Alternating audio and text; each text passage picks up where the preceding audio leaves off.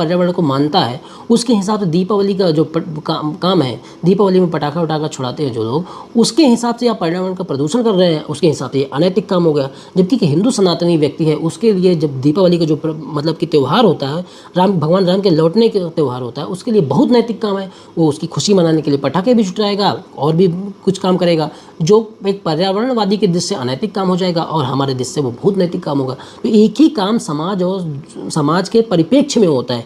किसी समाज के लिए वो नैतिक हो सकता है, किसी समाज के लिए वो अनैतिक हो सकता है।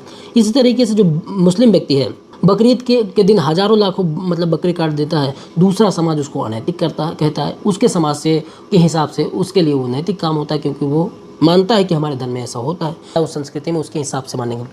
हत्या करना बताओ समाज में नैतिक काम है कि अनैतिक काम है? हत्या करना नैतिक काम है कि अनैतिक काम है? अब यहीं पे ये काम नैतिक भी हो जाता है, अनैतिक भी हो जाता है। वो कैसे? पहलगाम में आतंकियों का हमला हुआ, उन्हें 26-27 भारतीयों की जान ले ली। ये घोर अनैतिक कृत्य है, तो ये कृत्य अनैतिक हो गया।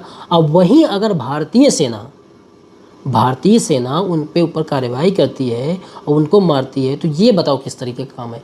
ये बिल्कुल भी मतलब कि अनैतिक काम नहीं है, नैतिक ही काम है, क्योंकि वो जिंदा रहते वो और मारते। तो ये जो नैतिक या अनैतिक काम है, ये समाज की दृष्टि से होता है। वही काम किसी परिप्रेक्ष्य में नैतिक हो जाएगा, किसी परिप्रेक्ष्य में अनैतिक हो जाएगा। अब उसी काम को मान लो कि परोपकार करना नैतिक काम है कि अनैतिक काम है? नॉर्मल टाइम में या नॉर्मल स्थिति में परोपकार करना एक नैतिक काम है। वहीं अगर पहलगाम में हुए आतंकी हमले के बाद अगर उन आतंकियों को वहाँ के लोग छुपाते हैं कि मान लो कि यहाँ की सेना आएगी इनको मार देगी, अगर छुपाते हैं तो वो आतंकवादियों को छुपाना घोर अनैतिक काम है। वो सोचते हैं कि परोपकार का काम है, जबकि वहाँ पे वो घोर अनैतिक काम हो जाएगा। तो एक ही काम एक टाइम पे अनैतिक और नैतिक दोनों मतलब कि ये समाज के हिसाब से डिसाइड होता है कि वो काम नैतिक है कि अनैतिक होगा।